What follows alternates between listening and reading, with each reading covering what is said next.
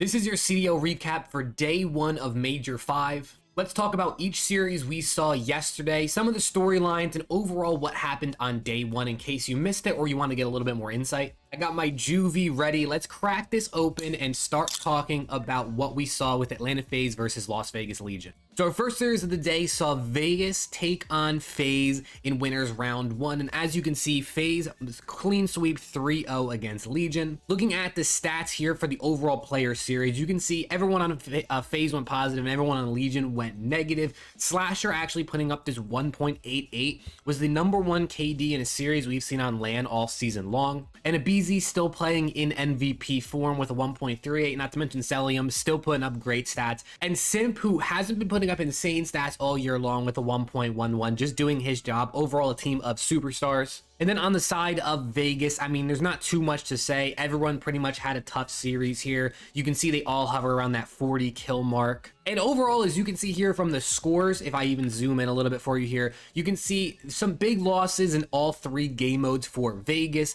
As somebody who wants to see Vegas make a run and qualify for champs, this was super disappointing. It was honestly a pretty embarrassing performance out of the Vegas team. I'm actually experimenting with writing a little bit of these CDL recap things as in article format, which I will link down below, and I posted on my Twitter yesterday. But what I wrote here for Vegas, as you can see, this is the clip that kind of everyone saw.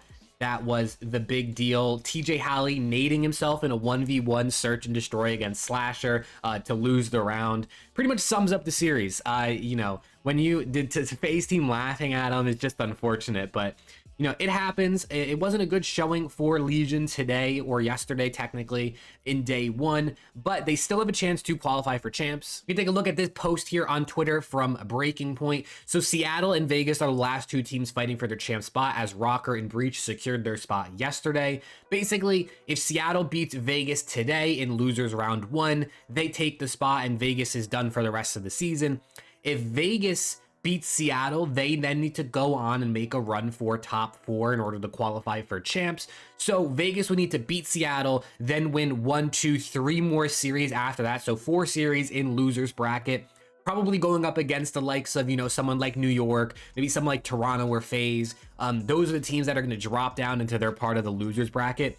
So in order for Clay to qualify for another champs, they need to make top 4 at this major. But that's enough about FaZe and Legion. Let's talk about Toronto versus Subliners, which is arguably the most exciting series of the day. The home team, Toronto Ultra, taking on New York. They ended up getting the win in Game 5 in a 3-2 fashion. We take a look at the overall player statistics, and this is something that I think is really, really interesting. If you look at these stats, you would think New York actually won this series because their entire team went positive on the series, whereas only Hixie, surprisingly, only Hixie went positive on the side of Toronto, but Toronto was able to get the win. I also want to give, big shouts to Hydra for continuing to be dominant. I mean, the dude's one of the best slayers in the league, putting up over 100 kills in this series. One of the only people to put up 100 kills yesterday in their series. Just absolutely crazy. I mean, obviously he was a +12, Priesta was a +13, but Hydra really running around the map and being a force. But let's look at these maps and see kind of what happened that caused Subliners to outslay Legion, or not Legion, Ultra, and still lose. If we look at the first hardpoint, it actually went the way of Toronto leading the slaying. Then we go to Search and Destroy. Search and Destroy obviously not going to affect overall slaying numbers too much, because at most players are going to get 10, 11, 12 kills most series. The control, I think, is one of the big things here. Control is the type of game mode. It's same thing can go for Search and Destroy, but like I just said, there's not as many kills in Search.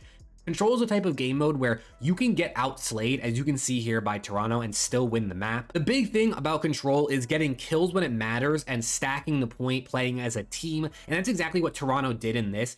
I believe they were down 23-10 in lives in one of the rounds while they were on offense, and they were actually still able to win that round, which is absolutely insane when you think about it. If you were to look at a scoreboard of, NYSL has 23 lives and Ultra has 10 lives, and they're the ones on offense, so they're the ones that have to push up and make plays. It looks crazy, but if you saw the interview with Scrap at the end of the series, he said they got a quick 4 dead, right? You push out and you stack the point, because in Control, winning means getting the points, right? You have to capture the points to win. You can win on kills, but if you get the control, if you get the points first, you're going to win the map. So that's exactly what they did. So even though they kind of got fried, I mean, most of them ended up with like close to a 0.9, which isn't too bad. But even though they got kind of crushed in the kill department and control, they still were able to win the map, and that's kind of the overall story of the series, right? I mean, even though they were getting, I mean, they got destroyed in this hard point on Albagra, that's beside the point, but even though they were getting out killed, especially in the control, they were able to play as a team and stack the point when it mattered most. Also, shout out to Hixie for this Game 5 performance. 14-3, a 4.67 to close out the series at your home major. Absolutely typical out of the rookie. Then we saw the most surprising series of the day, where the favorites Optic Texas took on a team that's can't even qualify for champs anymore in Florida Mutineers, and got 3-0'd by them. Optic was looked at as the best team in the game coming into this event, right? They went 5-0 in online qualifiers. They were runners-up at Major 4, and they went 5-0 in online qualifiers for Major 4. So they're 10-0 in their last 10 matches online, and I believe they were like 13-2 in series over the last, 2 stages, which is absolutely crazy. There are only 2 losses coming against LA Thieves in Major 4. So this team looked absolutely dominant coming in to this series against Florida. I even put out a tweet on Twitter. Make sure to follow me there if you want to, keep up to date, having conversations about the COD League. But I put out a thing that said, does Optic Texas have the easiest path to winners finals we have ever seen in the CDL era? Obviously, no offense to the teams they're playing, but if you look at the bracket, this was what the bracket looked like before the event started. Optic had to beat Florida and then the winner of Rocker or Breach to make winners finals, which is a guaranteed top 3. It looks like the absolute easiest way. They didn't have to go up against FaZe. They wouldn't have to go up against Toronto or New York. But somehow, some way, the Mutineers continue to be Optic's kryptonite on land and take them down. Not only did they take them down and win, but they did it in a 3-0 sweep. And that actually now makes Florida 6-2 against Optic on land in the CDL era. So, Optic struggles against Florida on land for whatever reason that may be. There was no Dave Patty in this series, which they always say is the Optic killer on land. So for whatever reason, Optic has this mental block against Florida on land. I think the map 1 hard point was really the nail in the coffin. Obviously, it's only map 1, but they played on Albagra Fortress, which I'm not 100% sure this stat is correct, but I believe this is what they said on the broadcast, is this current form of the Optic roster was undefeated on Albagra Fortress up until yesterday when Florida beat them. And not only did Florida beat them, they beat them 250 to 134, so over 100-point difference in that, in that map. You saw everybody go absolutely crazy on the side of Florida, especially Brack, who put up nearly a 2 KD. And the overall series statistics for the players kind of, brings it all home here. You can see everyone got fried on the side of Optic. Dashy only finished -2, and that's because I think he popped off in the control. Yeah, he put +11 in the last map. But everyone got fried, and on the other side, Vickle and Capsule both put up over 70 kills in just 3 maps, which is actually pretty crazy. I mean, to put up 70 kills in 3 maps, you're looking at like 30 in each respawn and then 10 in a search and destroy, right? Something like that. So, I mean, you could see exactly what they did, 26, 27, 10 and 11, and then 34 and 36. So these dudes absolutely fried yesterday, which is pretty crazy considering, Vickle's a rookie, Capsule's a second-year player who's kind of been bounced in and out of the league. Now, let's talk about the last series of the day, which, this one in New York and the New York-Toronto series were the 2 most interesting for sure.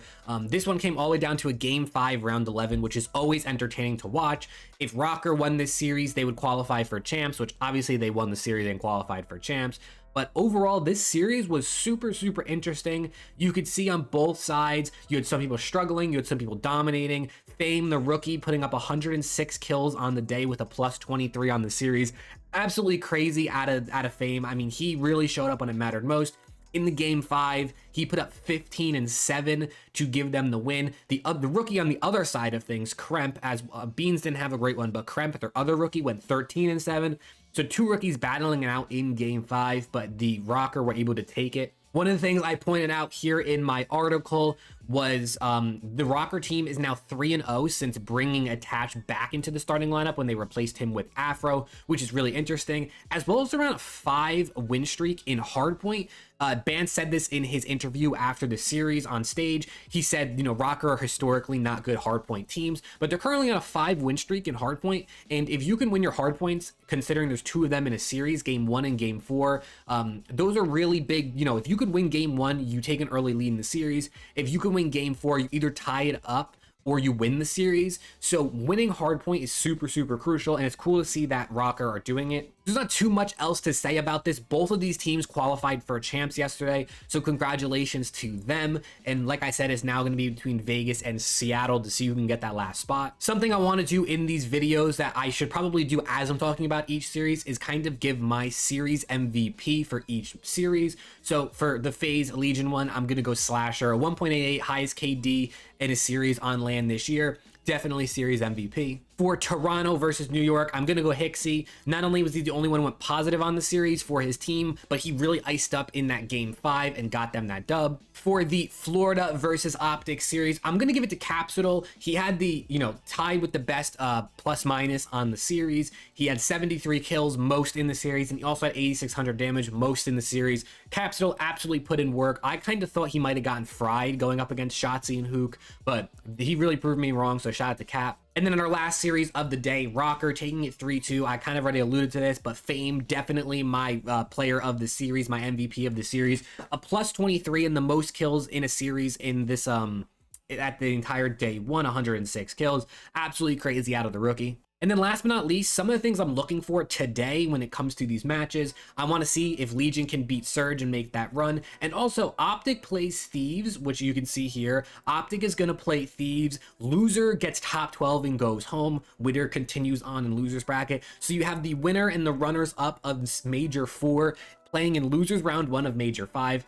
Something you would never expect, which is, totally crazy. Personally, for me, you could see these are my predictions here for all these series coming up. I do have Optic winning this. I am a LAT fan, I would say primarily, but I do have Optic winning this. I have them winning the entire event, so now that they're in losers round 1, maybe I look a little silly, but I think a lot of people had them winning. But I do think Optic will take down LA Thieves. I think it'll be close, although Thieves can do and have historically done well against Optic, especially Kenny likes to turn up against Optic. So anything is possible. Draza likes to talk his talk. We will see. Obviously, you have Envoy, who used to play for Optic. We'll see. I think it's going to be close. I think whichever team wins this series is going to make a run in losers bracket and find themselves probably in the top 4 scenario, but we will see what happens. Thank you so much for watching this first edition of CDL Recap. I actually did these last year, but kind of fell off and didn't really do them too much. I want to start doing them a little bit more. So if you enjoy these, drop a like and let me know down below what you think. If you have any feedback, if there's any different format you want to see, whether you want to see gameplay in the background while I talk, you want me to go more in depth on stats or whatever it may be. If you're still watching this video, give me some feedback. Let me know. I want to make these videos better. And also check the link in the description for the article version of this if you want to read through some of the stuff that maybe I didn't mention in this video. And make sure to follow me on Twitter and just stay up to date, have some conversations with me about the CDL and Call of Duty. But thank you for watching, and hopefully I'll see you all in the next video.